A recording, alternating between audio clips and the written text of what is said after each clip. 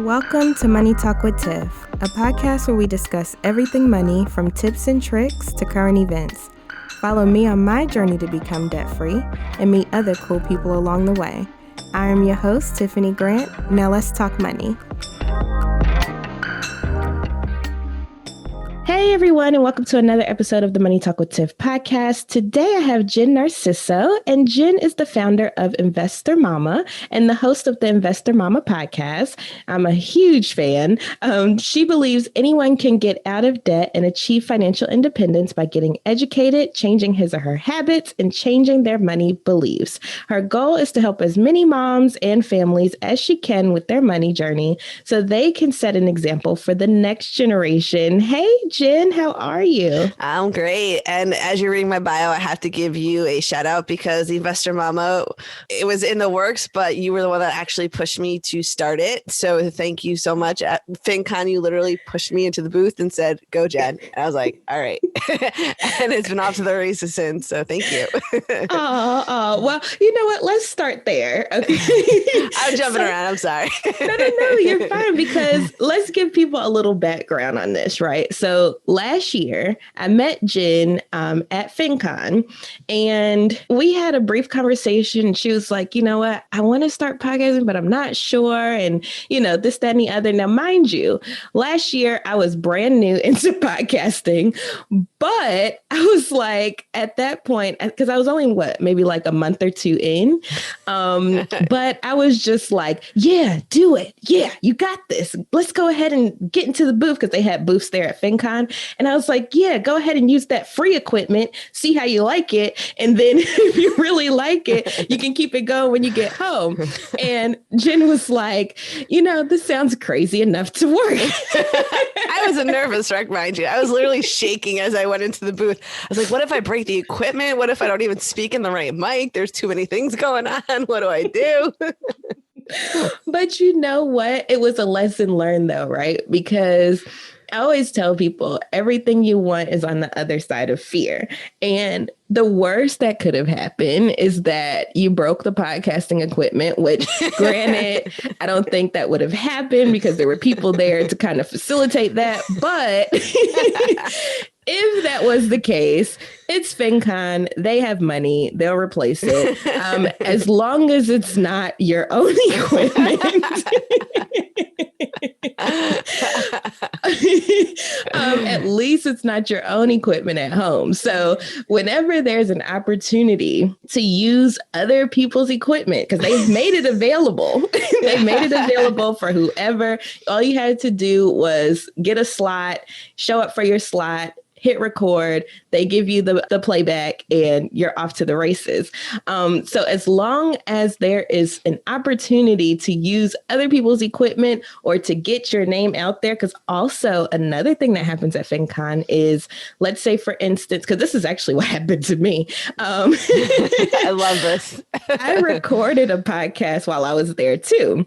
And I was just hanging with Eugene George. I don't know if you're familiar, but we were hanging pretty much like the whole FinCon. I was like, you know, Eugene, let's go ahead and record a podcast while we're here, because this is like the first time we see each other in person. You know, we have a vibe going. Let's just bring it to the mic real quick.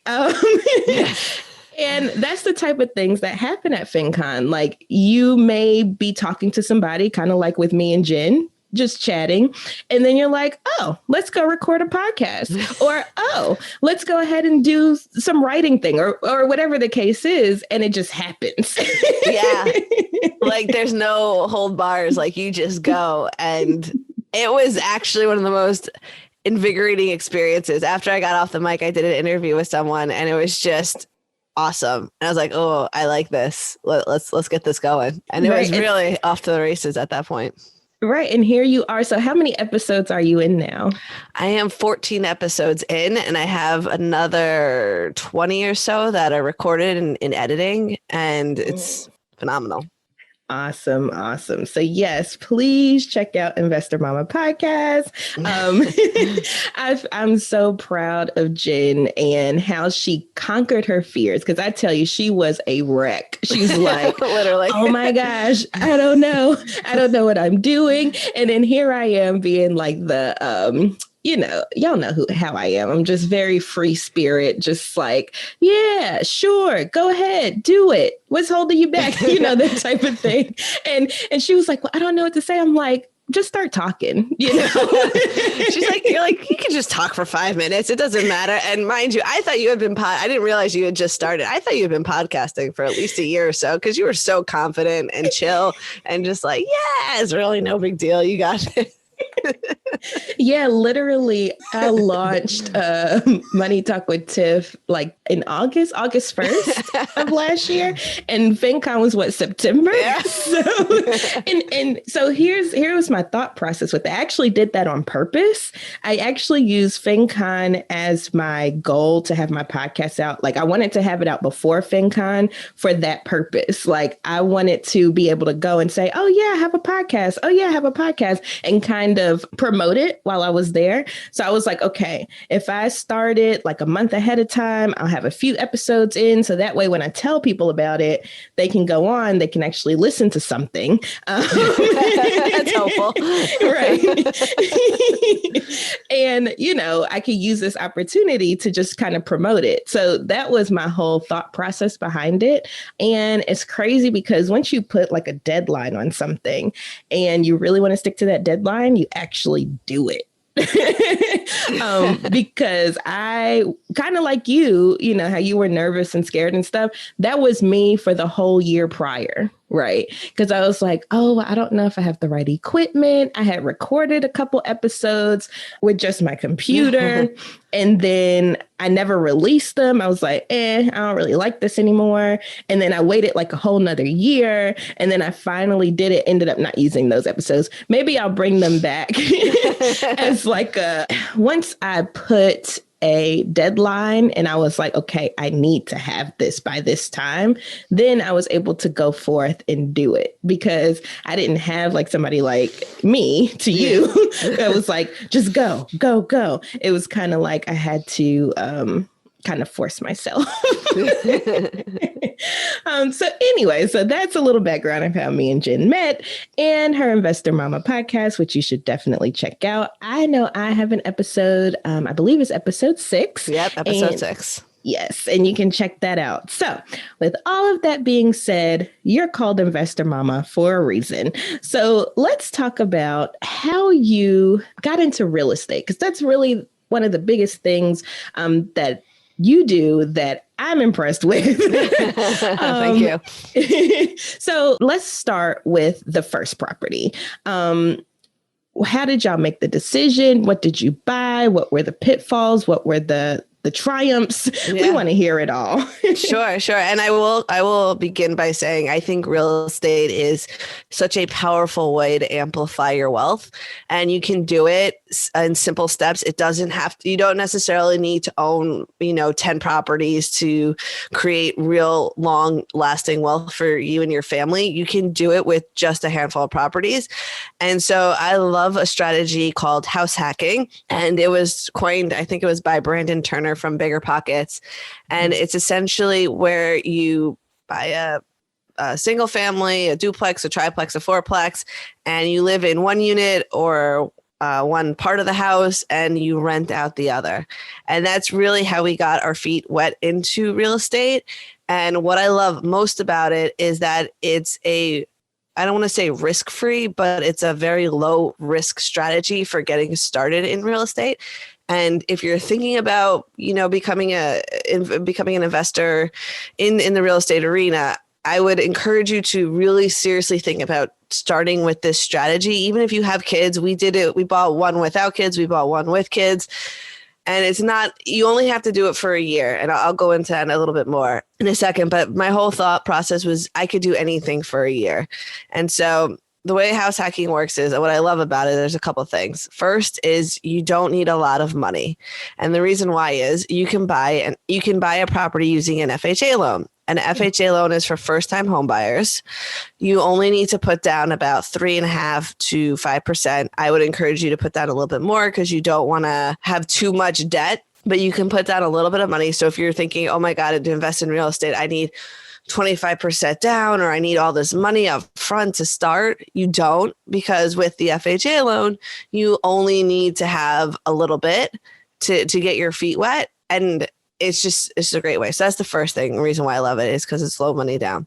The second thing is with the house hacking strategy, you're living on the property. Now, for us, we bought a duplex. Some people I know buy single families and have, you may rent out by the room, or I personally do not want someone in my actual house. If I could go back, I probably wish we would have started with a 3 or 4 family instead of the 2, because it's easier to go from a 3-4 to a 2 than a 1 versus going from a 2 to a 3 to a 4 from the bank standpoint. So but like I said, the second part is that you're living on site. So if you're not sure how you feel about being a landlord, just like with podcasting, how Tiff said, just go try it and see if you like it. It's kind of the same thing with house hacking. You can try being a landlord. If there's anything really terrible that goes on, you're right there on the property. So fixing things, dealing with maybe tenants that aren't so great, you're experiencing it right there. And I have also found that if you're living on the property, at least in our case, I've heard it could go the other way, but if you're living there, most tenants are not going to do anything crazy to your property because you're right there. And also it's easier then too, like if you know something's wrong, you can make repairs because you can see a lot of the times, you can really watch your tenants. Not that you're hovering, but that you're on the property. It just makes your life a little bit easier to kind of get your feet wet and see how you feel about doing it. And then the third reason that I really love the house hacking strategy is that you can leverage other people's money very efficiently. And so, like I said before, you don't need a lot of money down, but there's something called also an FHA 203K loan. And so if you were to use this type of loan, it includes the rehab cost. So now not only are you putting low money down into your house, but you could buy something that you may need to fix up. And you're getting, essentially your tenants are going to pay for it. And what do I mean by that is, so with an FHA 203K loan, you're able to roll the rehab costs into the loan as well. And so as long as you do your numbers right and factor in, your mortgage payment is going to be higher. But if you can get the command rents for that, now you have your tenants essentially paying for you to rehab your property, which is awesome. So I love this strategy. And I'll give you one more bonus in our case, as why I also love this strategy is that we bought in high cost of living areas. And for us, there was no way we could afford a house in this type of area. We were living in like A-class neighborhoods. Like these were, really good schools close to a major city. And for us to afford something like that, we would have needed a lot of money to put down into just to pay for a mortgage on a single family. And even renting was just obscene in this area. And so now we weren't living for free, but we were living less than it would have cost us to either buy a house or to rent. And so that then allowed us the ability to save significantly because we weren't house poor or rent poor. So we had the benefits of both worlds, live in a neighborhood that we really loved. And which also, when you live in typically a better neighborhood, you're going to get better tenants. You're going to have less vacancy because it's a hot area. So people are going to want to live there. And so it checked like all of our buckets. And so for us, it was a no-brainer. But I will say this, we did buy our first property in 2013. And at that point, the economy was very different than it is today. And so you really couldn't find a bad property in a way. And so I would just encourage you, though, to make sure you run your numbers so that after you figure out how much it's going to cost you per month between mortgage, principal, interest, your insurance, your taxes. There's 3 other things that I always factor into every property of monthly payments. And that is your capital expenses. So we have a slush fund, if you call it, emergency fund for our house, for each house. And so if the roof goes, we just had a termite issue, anything big with the house, you need to change appliances, things like that. More the big items. That's for like your CapEx. Then we also have for maintenance. So let's say the toilet gets clogged and you don't want to be the one running out there. You're going to pay a handyman to go fix the toilet. That costs some money. And so we have a little bit of money set aside for that for the year, let's say. So maybe we do like $1,000 a year. So $100 of the rent or like $80 out of the rent, we put set aside, and that just goes towards the maintenance. And then the third thing we always factor for is vacancy, because when someone leaves your property, it costs money to actually turn it over, whether you're hiring a cleaning crew, whether there's small repairs you want to put on to maintain the property, it all adds up. And so when I think of, for us, for cash flow, I don't think of how much money we make until after I factor in all those costs. And for our strategy personally, I was fine with coming out net zero. I didn't need to, I don't want to go negative, but as long as we were zero, we were getting a property for not a lot of money down out of our own money. So our cash on cash return is ridiculous, because let's say we only put 5% down, which is what I think we did for the first one. 5% down on, let's say, a $400,000 house. Our first house was 280 because again, the market was really bad. So 5% down on 280, it's really not that much money when you're thinking in the long scheme of things. So it's just been such an amazing opportunity. And by, again, doing that, it'll then allowed us to save on one of the most expensive items that people have in their budget, which is housing. So that's why I really love this strategy. And I could talk about it all day because it just helped us amplify our wealth. And so that was kind of the first property. The second property we bought was in 2018. And wait, Jen, wait. I'm jumping because you just unloaded, and I just learned something new. Because I had never heard of the FHA. What was the numbers? 203K. Yeah. So one thing I forgot to add, which is really cool too. So with the FHA 203K, you could build in the construction costs, and with these type of loans, you have to hire a certain contractor that takes FHA 203K loans, because the bank won't disperse the money until certain items are completed. So this is a pro and a con. The con is not every contractor likes FHA 203K loans because they want to be paid up front for costs. But the good thing, which I really liked about it, is that if a contractor doesn't do something right, you have someone in your court that has your back. So it's not then you fighting with the contractor. It's, the bank won't release the money until you finish this. You gotta, or this doesn't look as good as we talked about. And I'm sorry, but they're the ones that won't give you the money. It's not me. And so all that fear of a rehab and all that, it helped mitigate the risk in my eyes, because I had someone else that I could talk to say, did they do this right? Because I had never done a rehab before. So I didn't know how much things should really cost. And it just was helpful to have someone to just bounce ideas off and say, is this super expensive? Is this on target? Should I be upset that they didn't do this way? And so the FHA 203K loan is a fantastic way to start. But let's say you don't want to do rehab. That's fine. Then just get the regular FHA loan. So when you and your husband went ahead and got this loan, did you all do it together? Did you do it? Did he do it? How did you work that? So this was before we were still dating at the time. So I said to him, let's do this. Cause I knew we were in this for the long haul at that point. I was like, let's just find a duplex. I was taught that real estate's a great way to invest in.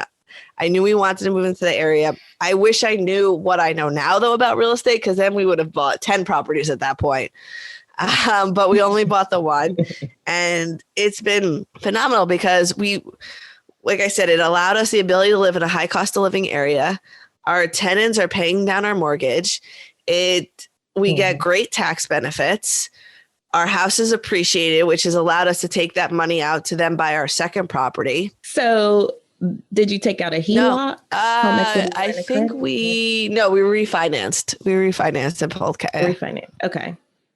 Okay. And just so you can go ahead and break down how that process works. So refinancing one home to purchase another. Yeah. Home. So let me go back and just explain. A HELOC is essentially, think of it like a credit card. So you essentially take out a loan on your house from the equity that you've built in. So I'm going to try to give a very basic example. So let's say you bought your house for $200,000. You put down 50 grand into the home. So now you have 50 grand. Your mortgage is $150,000. Let's say now it appraises, the economy is continuing to go up. Now your appraises for 300,000. Well, now your equity is about 150,000. The 50,000 that you first put in, and then the $100,000 that appreciated. Okay. And so you can't use, most banks not going to give you 100%, but usually they may give you 70% of let's say of the 150, you would get 70% of that to take out. And so we refinance, we cash, so a HELOC would be essentially you take that money and it's just like a credit card. You use it, you could put whatever you want, you're paying interest on it, but you can pay it back as you go. And usually they could be for, I don't know, like 10 years. And then after 10 years, you actually have to start paying it back. But the only caveat to HELOC is that it's usually a variable rate. So you may start out where it's like 1-2%, but over time it could go up to 7-8%. It depends on the terms of the loan. But essentially it's cash that you can kind of use as a revolving door. So you buy something, you could buy a property and then you pay it back, but then you can take money back out again of the total amount. So of the $150,000, let's say that you had in the HELOC, you could buy a house for 150 and then you're paying it back, and then you could buy another house. And so a lot of real estate investors use that as a wealth building strategy. A refinance, though, is where of that $150,000, let's say you take the money out, usually you restart the loan again. So let's say you had a mortgage and you had a 30-year mortgage, you cash out refi after 5 years. What you're doing now is you have to pay for closing costs usually, and then you restart the loan again for however many the length of term. So there's pros and cons to doing that as well, because now you actually have cash. You don't have to worry about paying interest every month on a HELOC. You don't have to worry about the rate going up or down. It's your cash. It's out of the property. It is what it is. But the downside is then usually you have to start the loan over. But for me, the way I always looked at a cash out refi is my tenants are paying for it in a way anyway. So as long as it covers the cost, they're kind of paying the closing costs. And even if I have to pay an extra 5 years of mortgage, it's not really me paying the mortgage. It's my tenants paying the mortgage. So you used a cash out refinance to purchase the second home. And so how did that process look? So this was the second home was the one we did a rehab, and I was pregnant at the time. And so I have a lot of lessons learned on that one. With rehabbing property with kid. We had our daughter at the time and I was pregnant the second time. And if you are going to do a rehab, especially whether you have a family or not, but especially if you have a family, always make sure you have contingency plans. And I remember we were we had just actually closed on the house and moved in, and we wanted to wait a couple of weeks just because we were moving out of our other property, but we were in a rush to move into the next one. And so we gave ourselves a 3-week window, but construction had already started.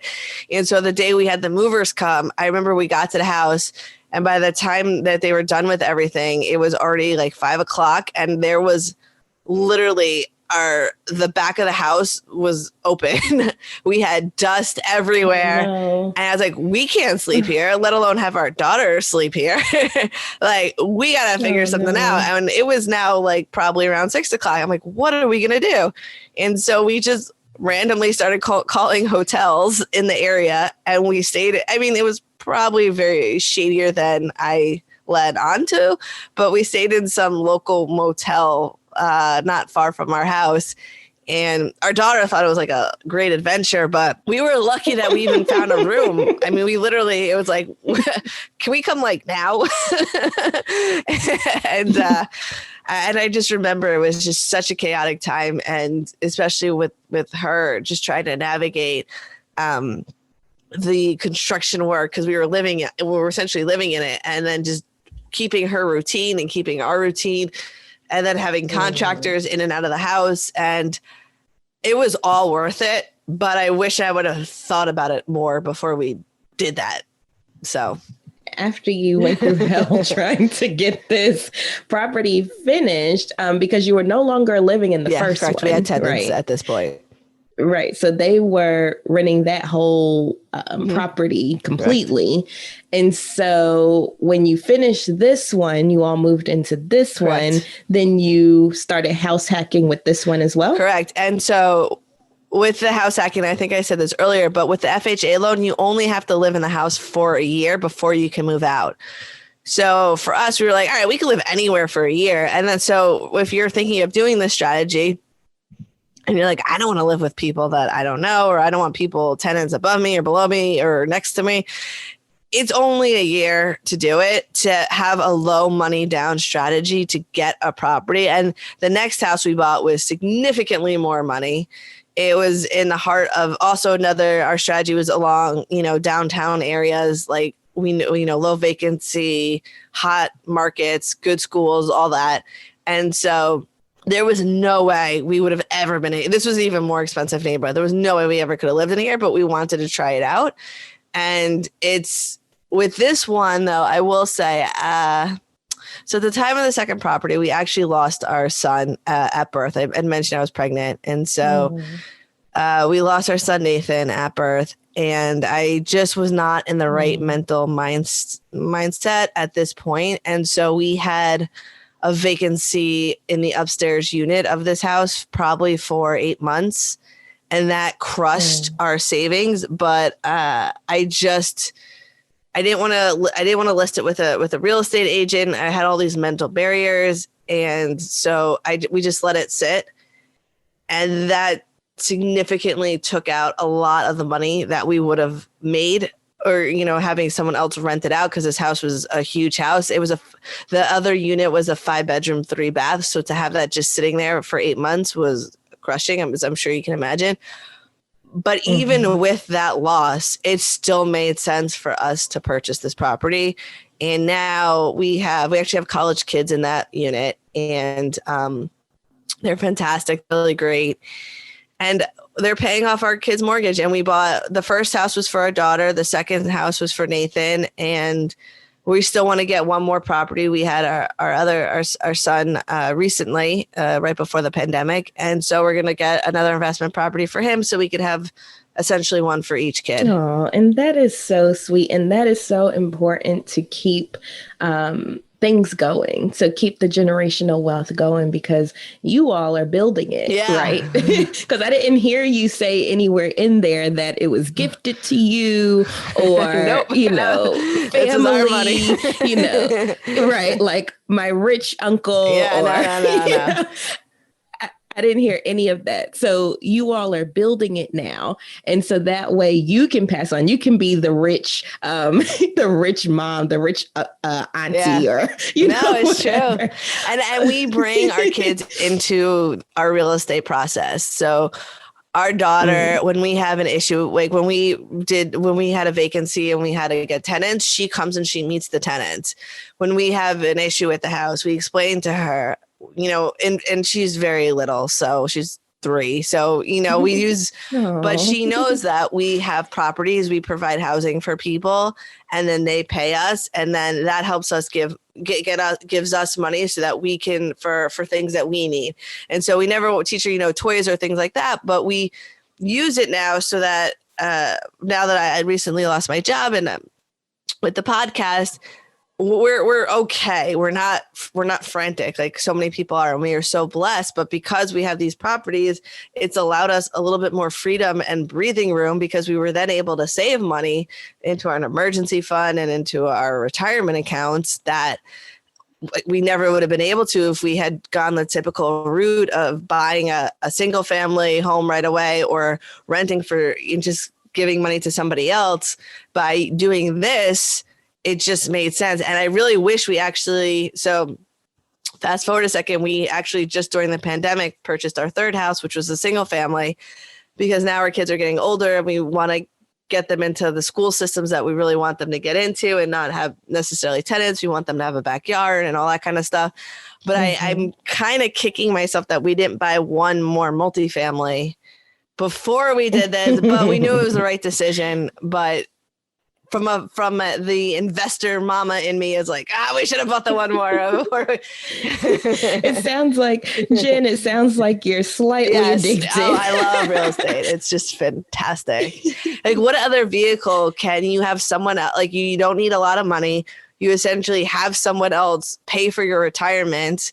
You get the tax benefits, and then you get appreciation. If things go up, you get the benefit of that. Mm-hmm. And there's no other wealth building vehicle that I see doing all those things at once. Right. That's so true. And you're not the first person I've heard of talk about house hacking. I know my good friend Danielle Desir over at the Thought Card podcast. I know that's how she bought her first property and, made it so that she could buy her second, was house hacking. And so I feel like house hacking is a great opportunity for people. Now, this is what has always held me back from house hacking was because I have the kids. And so you were able to do it with your kids. So I just want to know, how did you make that work? Was this because it was a 2-family unit or so? I guess take me through that because I'm trying to. So they're both 2 families and we screen our tenants really well. And so with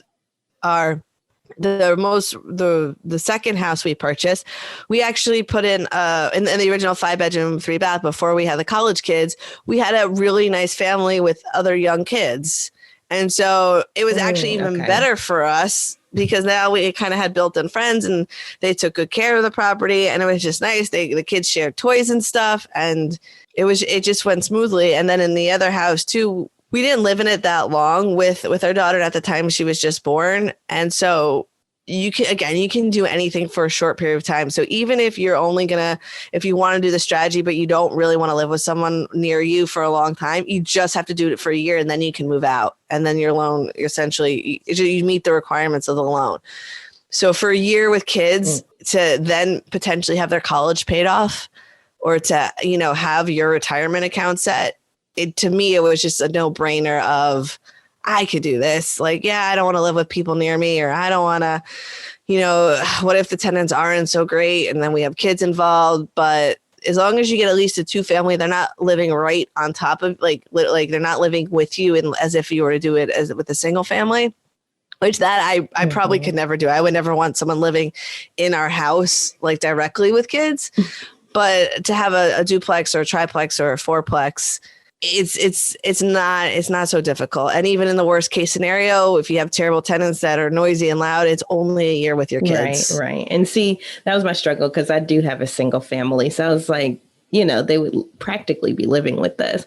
So that makes more sense. And if you can rent out your single family for a year, take out a home equity line of credit or HELOC that or refi if you have equity, buy your duplex, move in for 1 year, and then you can go back to your single family. And then now you just bought a 2-family, 3-family, 4-family with not a lot of money down. And now you got your first property.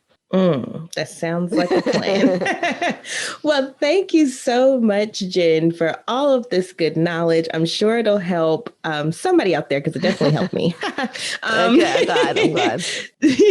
So with that being said, if people wanted to find out more about you, where could they find you? Go to investormama.com. And get on that website, you could get access to the podcast. You could find me on Facebook. You can find me on Instagram at investor_mama. And on social media, just look for Investor Mama and you'll find me. Good. And you also have a Facebook group, I do. It's actually Investor Mama Podcast. Okay, perfect. So just in case people, I know Facebook groups are super popular right now. So just in case people want to pop in, get some more Investor Mama knowledge. Actually, go to investormama.com/connect and you can find my Facebook group. You can find my Instagram. You can email me. It's all right there. I might actually take that idea. Money Talk with Tiff /connect. No, but thank you so much, Jen. I will have all of these links in the show notes. So if you all are listening and you thought Jen Narciso was super helpful, definitely check her out. She's a gem in the community. And thank you so much for being on. It was an honor, really, Tiffany. Thank you. I really appreciate it. And thank you for getting me started. Oh, absolutely. Rise and live, rise and live. All right. Thank you, Jen. Bye. Thank you for listening to the Money Talk with Tiff podcast. For free resources and materials, head over to moneytalkwitht.com. And while you're there, why not sign up for our newsletter so you'll never miss an episode? Talk to you soon.